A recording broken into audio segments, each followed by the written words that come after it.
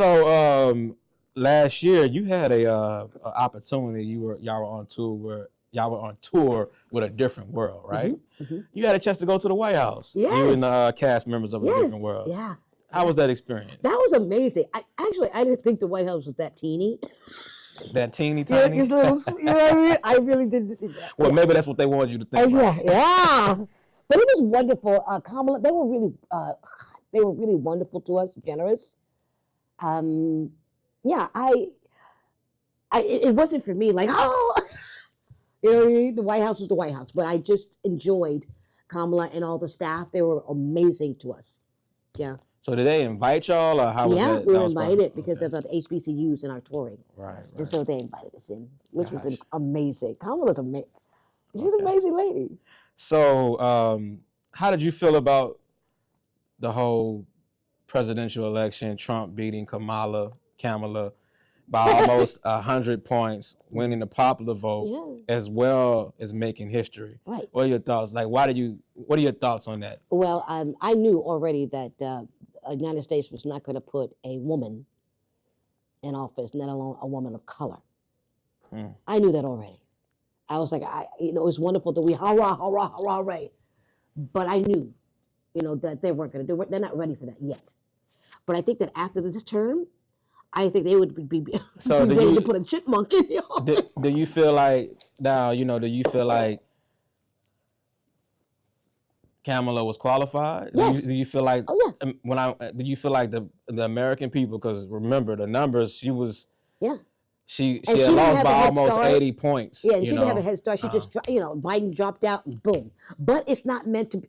Do you think the American people agree to the fact of the policies that she was pushing, the agendas? For example, transgenders, taxpayers' money being paying for transgenders to have their sex change. And then but also with that, we have to really look at the fine print. Because we can say with these MAGA, it's because I think it's the difference between MAGA and Republicans. And you have to understand, they don't read. They just listen to whatever anybody says. And so I think that what she did, I don't know the policy. I don't know what was underneath what she was saying. So I can't really talk about that. You know what I mean? Because I don't know. Well, I could talk about it. I did research on it. So basically, she was proposing a policy where taxpayers would, if those transgenders in prison wanted to have their sex change, then it would be, paid through taxpayers' money. However, it was some speculations behind that and some regulations and rules behind that part. Just like the. Well, how did it get to the prison with the kids? How did that? So the kid thing was, and she did state this in the interview that. She wouldn't, the president, they wouldn't be in charge of telling you that your child could get it. The doctors would be in charge of that. Okay. But also a law be passed, giving them the opportunity, that child to be able to do that at a younger age. And so they don't need their parents' consent? Well, that's where it got sticky. Yeah. That wasn't broken down completely, but the conversation was starting to happen, or it was being put in place. Yeah. So, but in my opinion, I feel like kids are still young. Yeah, they're still impressionable. Naive, they're still impressionable. So they don't really, remember when we were kids, even some adults are still trying to find themselves. Yeah.